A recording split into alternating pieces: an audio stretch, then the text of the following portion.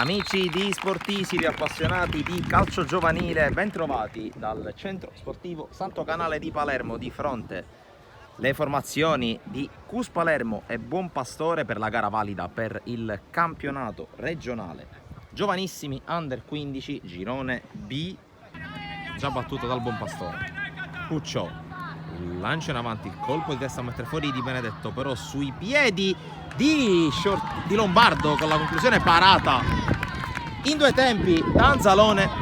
Qui intanto la palla lunga per la corsa di Romano. Romano evita un avversario, Romano col destro, palla fuori non di molto, e arriva adesso il primo squillo del CUS Palermo con Romano alla ricerca di Trapani. Trapani riesce a scaricarla nonostante l'intervento di Tarantino, poi Catanese, la Corte, finta il tiro, sempre la Corte, sinistro sul fondo, non di molto, ancora Lampi di Cristian Lacorte e subentra Catanese, tocco largo per Romano, 1 contro 1 con lo bianco. Romano allunga la falcata, mette al centro il pallone, il tocco di Trapani, fuori di nulla, ancora ad un passo dal gol il CUS. Mortillaro ma viene anticipato da Cordova, allora attenzione a Monte che si butta nello spazio, Monte a tu per tu con Anzalone che lo ipnotizza, grande intervento di Anzalone che è rimasto anche a terra. Tanto occhio ancora al tiro dalla bandierina per il CUS, il secondo in questo avvio di secondo tempo, lo batte la Corte, traiettoria tesa, colpo di testa di Trapani e il miracolo di Romano sulla traversa, subito vanno a congratularsi i compagni con lui. La battuta di La Corte sul cuore dell'area di rigore, c'è un tocco forse con una mano reclamato dai giocatori del CUS, poi la parata ancora di Romano su Vitrano che si sta ergendo a grande protagonista, il portiere del Buon Pastore.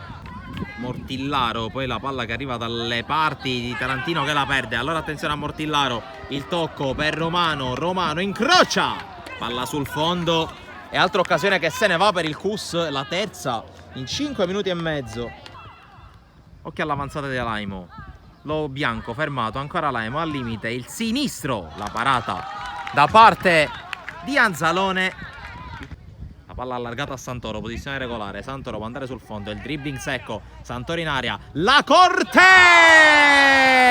l'1-0 del CUS, la firma di Cristian Lacorte, gran gol da parte del numero 10 che dunque sblocca la partita su un assist ottimo da parte di Santoro. Avanti il CUS Palermo,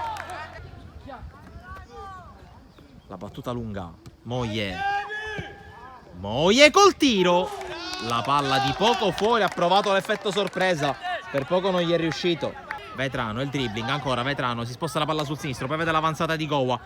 in area, il dribbling di Gowa che non riesce a passare, poi La Corte in mezzo a due, La Corte sinistro, ancora La Corte, il gol del 2-0, un'altra perla da parte del numero 10, Palombella Beffarda a scavalcare Romano e a 3 dalla fine il CUS allunga, ma ancora attacco vivo con Lo Piccolo col cross, la palla che arriva in mezzo, Santoro la gira, la parata da parte di Romano che rimane fermo e la blocca.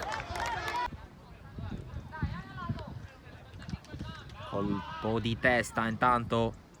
con la palla messa in mezzo, il tocco sotto misura e segna il Buon Pastore